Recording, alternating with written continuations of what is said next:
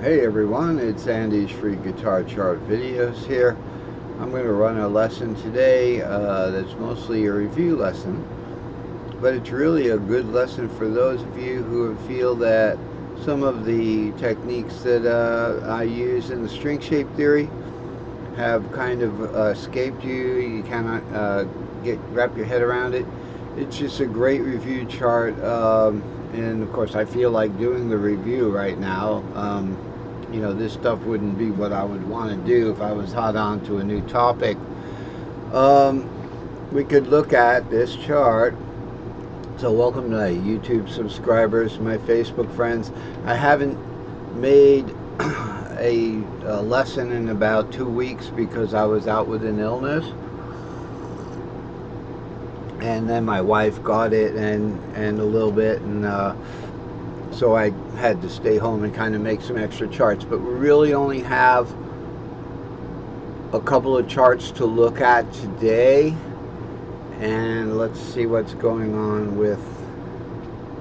Okay, we're back. I just had to realign the window for the and sorry about the top of my head being kind of out of the action a little bit because I have the camera up top of the piano now.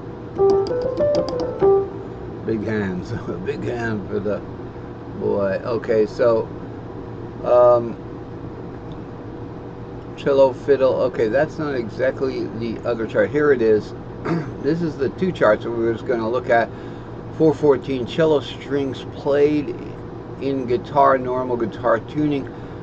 But really, before we get into this, because this is kind of fun, but it's I think it's safer idea to focus on today's chart, which is 415 instead of 414, descending guitar pattern scales. Now this, I set this all up so we could do descending guitar pattern scales.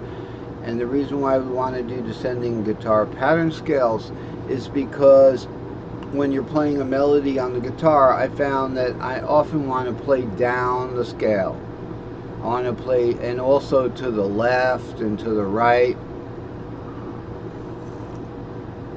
So when we're playing a string shape pattern, when we go up in a string shape pattern, let's look at this. Go up in a string shape pattern, we go string shape fifth. Go down in a string shape pattern, we go string shape fourth.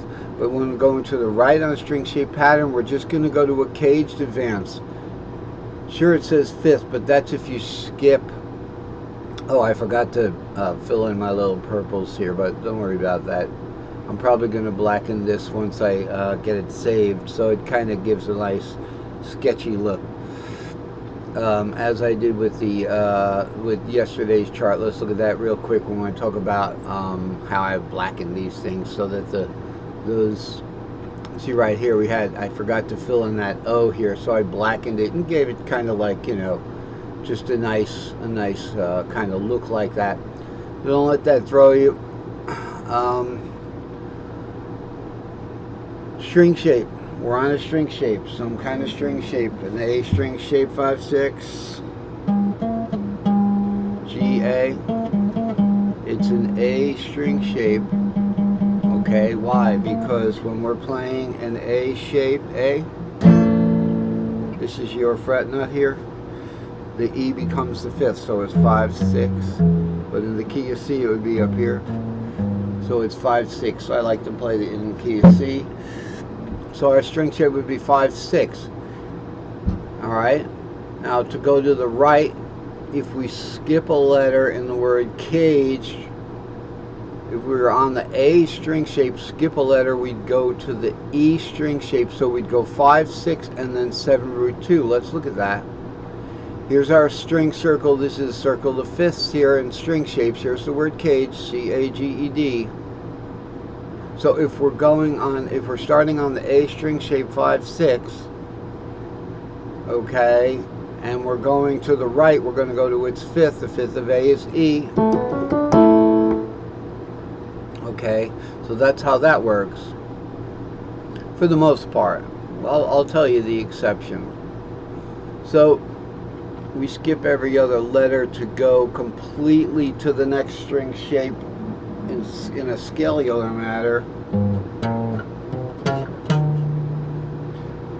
If we wanted share notes, we can just use cage and go from A to the G string shape. Here's the A string shape 5, 6, the G string shape 6, 7, root. So let's take a moment and review those string shapes.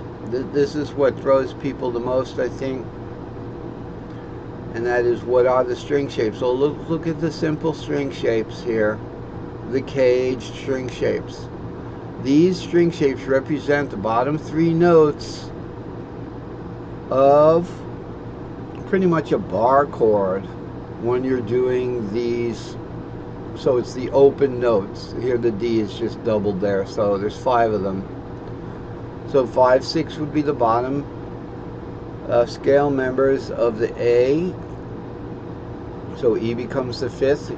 Okay, when you play an E chord, E becomes the root. That's one exception there. When you play a C chord, E becomes the 3rd of C, the lowest D. When you play a G chord, G becomes the 6th. E becomes the 6th of G. When you play a D chord, E becomes the 2nd of D. Okay, I had to take a little break there, take care of some animals. So these are the bottom string of the 5 cage shapes. Put Mr. Capo on where your E nut is, and that's part of this particular chart, by the way. One of the nice parts about this chart, here's your E fret nut, normal E tuned fret nut right here. So here's where that capo is. E becomes the 3rd, the low E, you know. That should be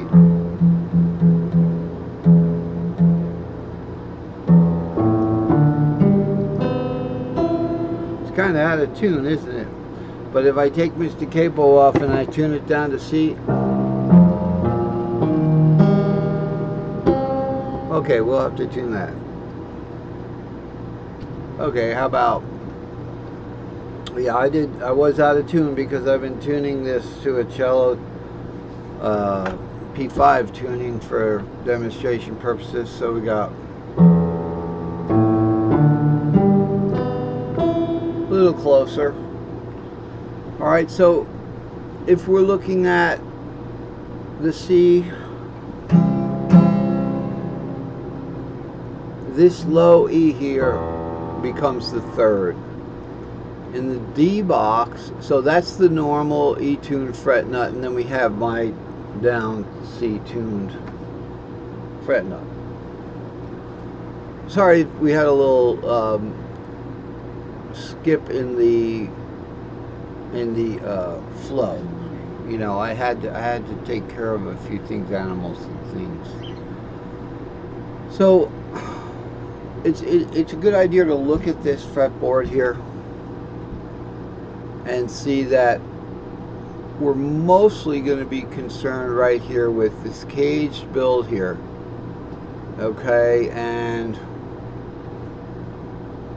the tripentatonic boxes.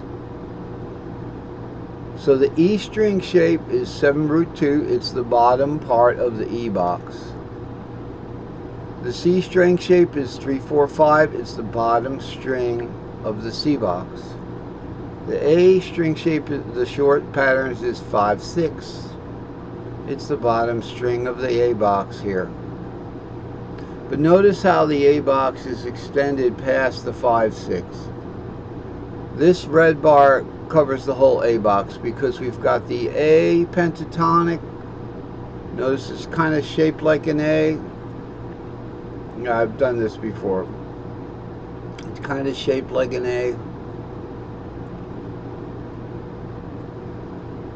Right there. See, it's the A pentatonic. 5, 6, root 2, 3, 5, 6, root 2, 3, 5, 6.